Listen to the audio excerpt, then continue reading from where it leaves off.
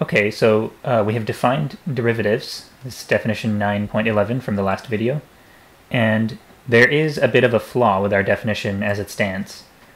So this is our earlier definition, that f prime x equals a in the situation that a satisfies these conditions. However, you can't just define a symbol like this without some extra work. So what we really have defined, let me repair this, what we really can say here is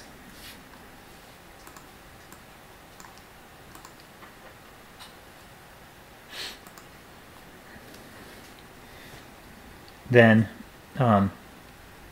we can say a is a, not the, but a derivative of f at x. And only when we have proven that derivatives are unique when they exist, only then can we attribute a symbol to it. Okay, so we didn't really face this problem back when we were doing one-dimensional stuff, because back then, we could just say f prime x is going to equal this limit when this limit exists, right? So we could write things like this, and then when it exists, it's unique because it's a limit, and we have already proven with some effort that when limits exist, they're unique. In our current setting, we cannot rewrite things in this sort of format, so we do have to put in some work to prove that if, say, capital A and capital B are both derivatives of f at x, we have to prove then that they must be equal. So let's put in that work now. All right, so here's our setup. Assume the same setup for defining a derivative earlier. F maps an open subset E of Rn into Rm, and x is some point in E. And we're going to talk about possible derivatives of f at x.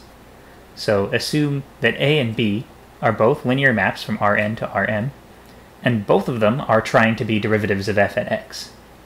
We'd like to prove that they are equal. So let me write down this full assumption that they're both derivatives of f at x.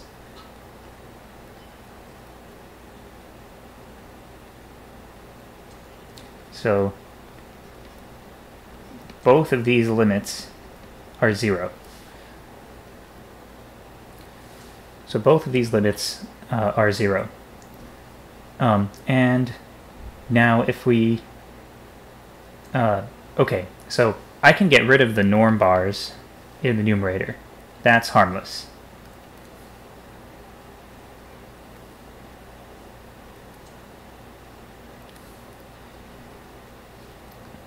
And now I just have to understand that the 0 here is not the real number 0, but the m-tuple 0. Now I can subtract these two equations and use the algebraic limit theorem to conclude that the limit, as h goes to 0, of a minus b h over norm h is the 0 vector. And my goal from here is to conclude that a equals b. So I'd like to prove that this difference, a minus b, this difference of linear maps is 0. Okay, so this is what I've got, and I'd like to prove that a equals b. How can I do this? Well, let's make use of the operator norm. So remember that the norm of a linear map we define to be the maximum value of the norm of a vector that comes out when you input a vector that has at most unit length. Let me just write that down. It's easier written than said. It's the max over a minus b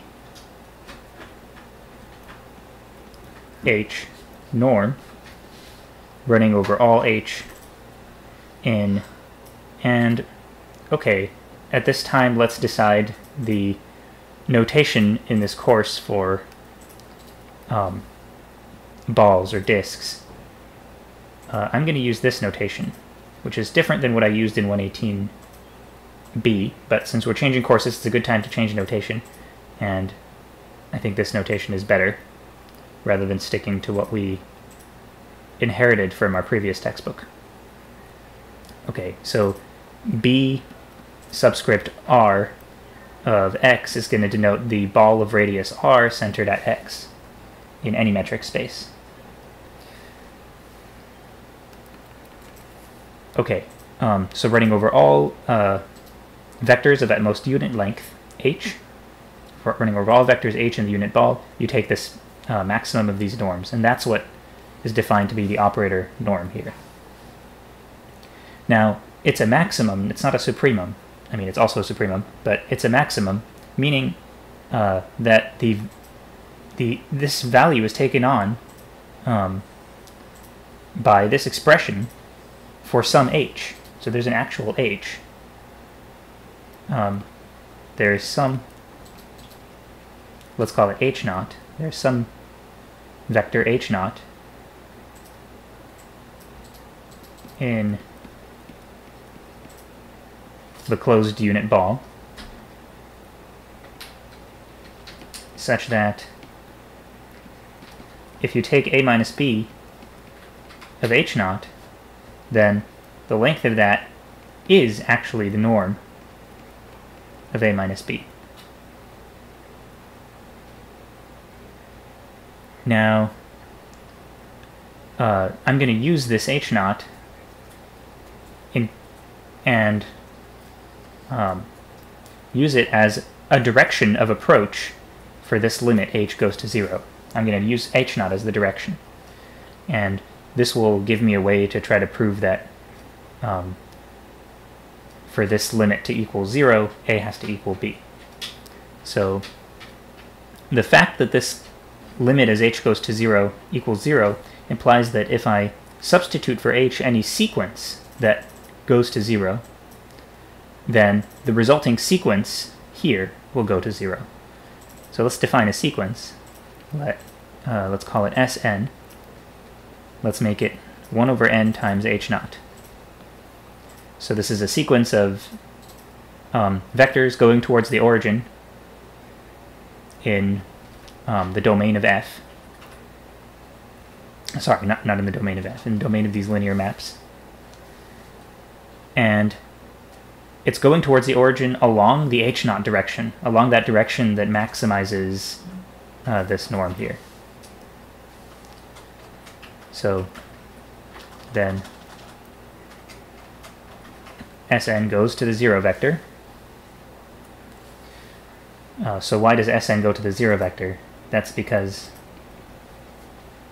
the norm of Sn goes to 0. The norm of Sn is 1 over n times this constant. And a 1 over n sequence times a constant sequence goes to 0. So Sn definitely goes to 0. So that means a minus b Sn over norm Sn also must go to 0. Simply because of this limit that we have up here. Now let's compute what this is. So a minus b Sn over norm Sn is a minus b 1 over n h naught over norm 1 over n h naught. And a minus b is linear, so I can pull out the 1 over n. And using the properties of norm, I can pull out the 1 over n here also.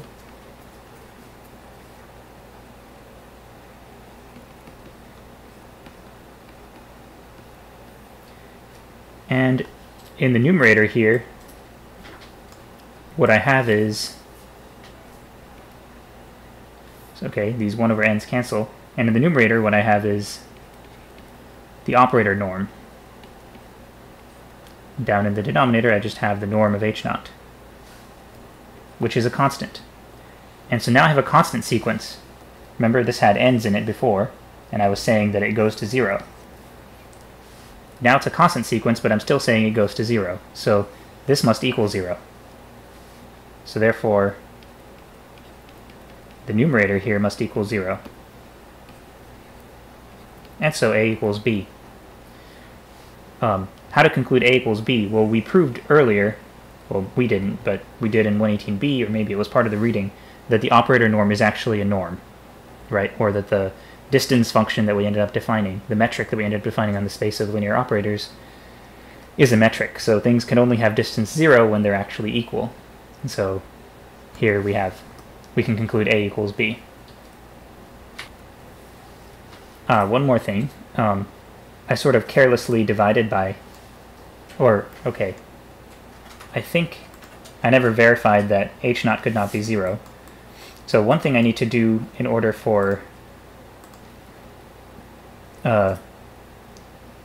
me to be able to plug in my sequence Sn here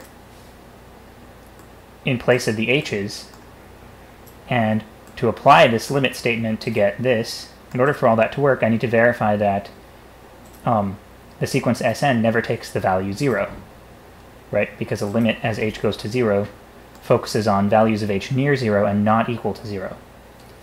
So this sequence needs to not ever equal 0. Well, it can only equal 0 if h0 were 0. And if h0 were 0, then over here, we would see that the norm of a minus b would be 0, right? If h0 were 0, then this would just be 0. So then I would get a equals b, which is the conclusion I wanted. So there was a missing step earlier in the proof where I should have said, if h0 were 0, then we'd be done. We'd have a equals b. Suppose now, for the sake of contradiction or whatever, that h0 is not 0. Then we can proceed, and there's no problem with division by 0 down here.